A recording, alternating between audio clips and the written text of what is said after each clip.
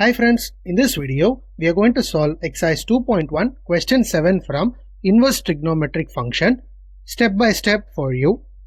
Stay with me till the end for clear understanding.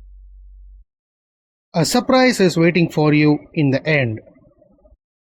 Find the principal value of secant inverse of 2 by root 3. Let y equal to secant inverse of 2 by root 3, secant y equal to 2 by root 3, secant y equal to secant of pi by 6 as per the trigonometric table, where secant pi by 6 holds the value 2 by root 3.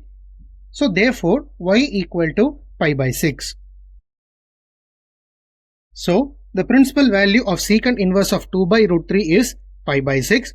The range value of secant inverse is between 0, pi to pi by 2. The brackets used here to depict the range value is very important. Check the previous video, that is exercise 2.1 question 6 from inverse trigonometric function, link in description. Subscribe to my channel for more math explanation. Thank you friends. Surprise! This is the handwritten step-by-step solution for exercise 2.1 question 7. Post your doubts in the comment section. I will clarify it in a new video.